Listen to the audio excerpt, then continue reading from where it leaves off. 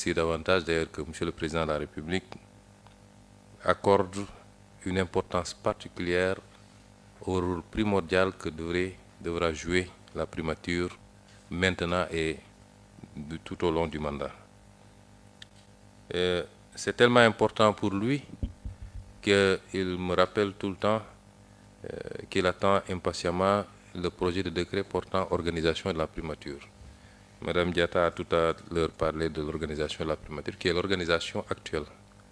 Nous allons procéder à une profonde réorganisation de la primature pour la conformer un peu à ce nouveau statut, qui n'est pas nouveau textuellement, mais dans le contenu qu'on doit donner et dans la pratique, nous allons renouveler pas mal de choses.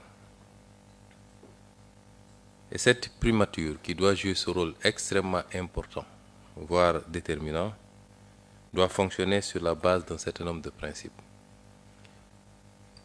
Nous avons trouvé tout le personnel ici. Je crois que depuis qu'on est là, pratiquement, on a maintenu intact l'effectif.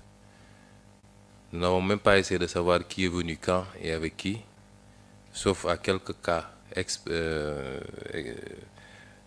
comment dirais-je, quelques exceptions près, qui relèvent beaucoup plus de la confiance politique du Premier ministre, mais de manière générale pour le personnel, nous avons maintenu tel quel. Nous ne nous préoccupons pas de savoir qui est venu avec qui a quelle conviction politique. Ce n'est pas ça notre souci. Nous avons essayé de choisir des collaborateurs sur la base strictement de la compétence. Mme Diatta l'a rappelé tantôt, j'ai mon cabinet constitué d'un certain nombre de conseillers techniques travaillant sous la direction de M. Ibrahim Gueye, le directeur de cabinet.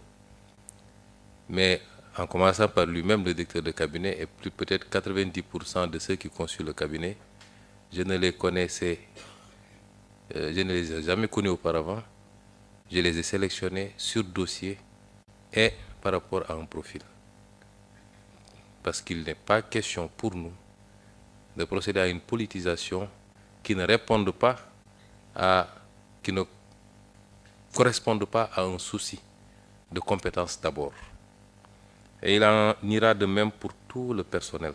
Ce qu'on attend par rapport aux tâches qui nous incombent et à la lourde mission qui nous attend, ce qu'on attend des agents, c'est de faire preuve de compétence.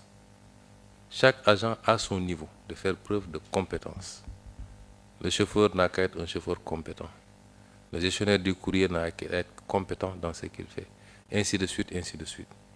Ce qu'on attend, c'est faire preuve de loyauté. Quelle que soit par ailleurs la trajectoire de l'agent, tant qu'il est en fonction ici à la primature, c'est de faire preuve de loyauté dans la gestion des affaires dont il aura à connaître. Loyauté vis-à-vis du Premier ministre, mais vis-à-vis de leur chef direct également. De faire preuve d'intégrité et de probité. C'est extrêmement important.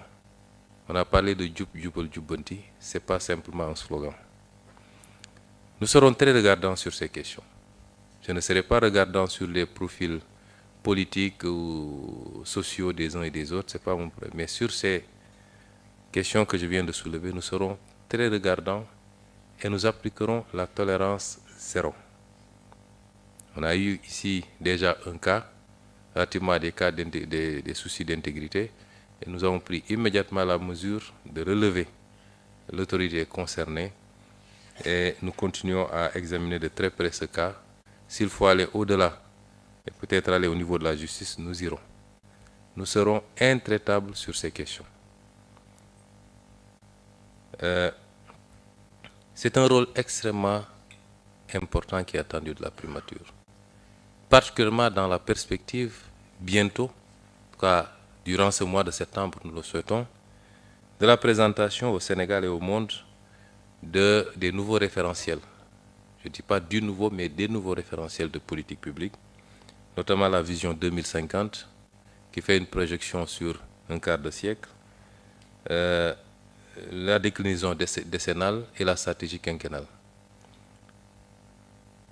Ce travail qui est en train d'être fait et finalisé est un travail extrêmement important, qui va nécessiter de chacun d'entre nous un changement dans les paradigmes, dans les comportements, dans la façon de travailler. L'administration doit être modernisée. Elle doit être mise au service du développement. Et pour ce, il nous faut nous débarrasser d'un certain nombre de pratiques que nous tous, en tant que fonctionnaires, connaissons, dénonçons quelquefois pour certains. Cela fera l'objet de beaucoup de communication, de la formation certainement, mais il faudra qu'on aille vers ça. Et c'est pourquoi